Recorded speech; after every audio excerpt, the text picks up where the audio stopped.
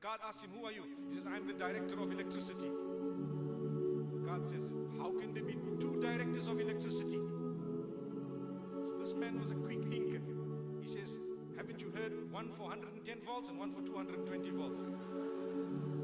So the guard says, okay. What a fool! What a fool! So we cannot be conned. When you need to know what you want in life. You cannot be conned by other people. People will con you that, you know what, are you a Muslim? Well, there's a mandir. The Muslims go to the mandir. Is that true? The answer is no. You need to know a few items, bare minimum. Al-ashya, they are known as ma'lumun min ad-deen bid-darura.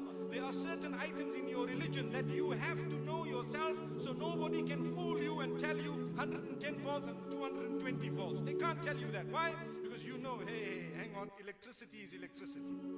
There you are. Allahu Akbar. So when I heard that for the first time, I told myself, I wish I was a guard, at least for 1 minute. I would have at least caught someone lying. May Allah subhanahu wa ta'ala safeguard us. We need to be guards of our own deen, our religion. Sometimes we're in a mess because we have married two things that are not supposed to be married. You see, a man, what does he marry? He marries a woman, isn't it? Today on the globe, you have men marrying men in other countries, and you have women marrying women. They don't understand. Allahu Akbar. Someone actually told me that a member of their family had a sex change. You know what's a sex change? A woman decided to change and become a man. So she went and had the operation, and this is a true story, I'm not joking with you. She had an operation and she had her pills and whatever, and she had hormones, she grew a beard, and she wanted to now be known as uncle instead of, you know, Mr. or Mrs., meaning she wanted to be known as a specific term and so on. But believe me, I started reading about it because we need to guide people, we need to help them out of their mess, isn't it? And I started reading about it and I found something shocking just 2 nights back. What was shocking? Let me tell you what was shocking. 99%. Now I've added a bit more.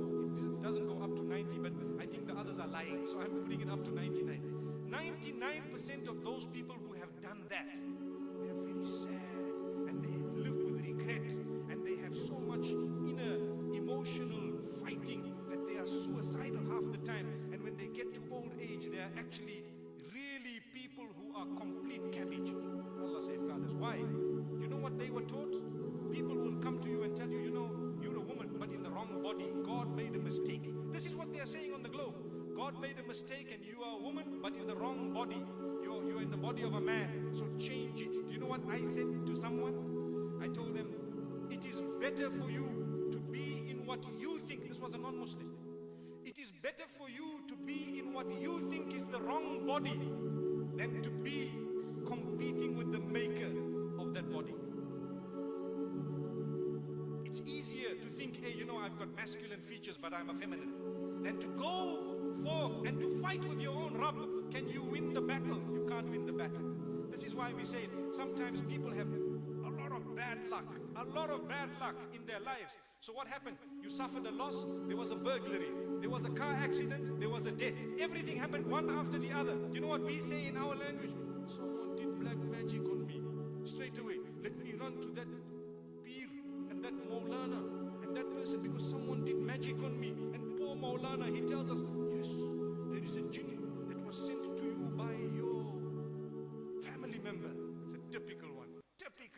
Typical classic. Believe me, it was not your family member. You are accusing an innocent person. Even if a religious man told you that it was that man, he has been lied to by the jinn. That's what it is. And if he had spoken to the jinn and told the jinn, you know what? You are lying. The jinn will say, change the story. Change your story. And then if you still say you're lying, the jinn changes the story again and again. So this is why if you know the Quran, you will realize and understand that that man cannot tell you who exactly did what to you. And in most cases, it is not even black magic. It's just a spate of tests from Allah subhanahu wa ta'ala. Look at Yusuf alayhi salam. Did he consider his life a mess? Never. But to us, it was the biggest mess if we look at it with the eyes we have today. What happened to him? Young boy, his brothers were jealous of him. We are still fortunate. When you're born, your brothers are still happy, mashallah. I hope they are, mashallah. You know, we don't want people to come up and say, hey, you know what, one more mouth to share here, one more mouth to share our money with, you know. We don't want that. I think, mashallah, people get happy, you play with your little brother, little sister, you're excited and so on. Them, they were jealous. They planned to kill him. Then they chased him away. They took him to a far off land. They put him into the pit. You know the story. After that, he was picked up as though he was going to be helped. He was not helped. He was sold. Look at the mess. If I was looking at it with my eyes or you with your eyes, and we took religion out of the equation for a moment, we would say this man's life was a big mess. But Allah said, oh my worshipper, I have chosen for you such a high rank. The only way to get there is through X, Y, and Z. Allahu Akbar. If there was no jealousy, they were not going to take him away.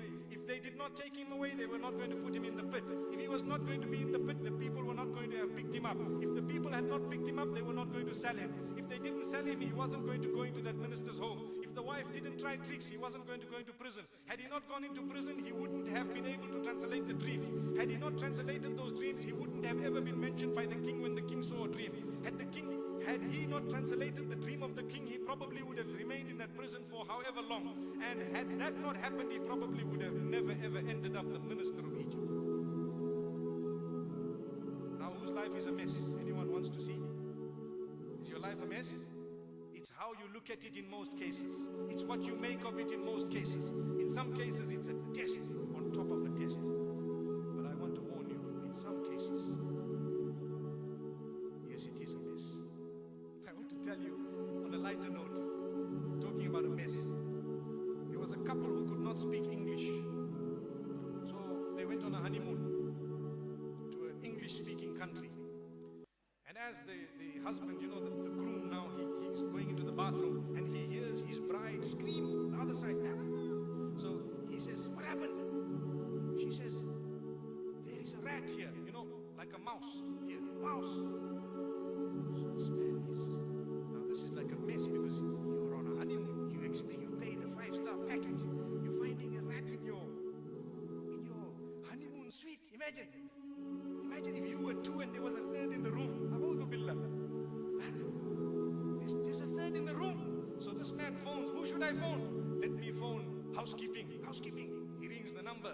Housekeeping. Now he's got a big mess. What's the big mess? I can't speak. What do I say? Poor fellow, the only thing he knew were cartoons. He says, housekeeping. Housekeeping says, yes. He says, housekeeping. He says, yes. He's thinking, he says, you know Tom and Jerry? You know Tom and Jerry? So housekeeping says, yes. He says, Jerry is here. Jerry is here. Allahu Akbar.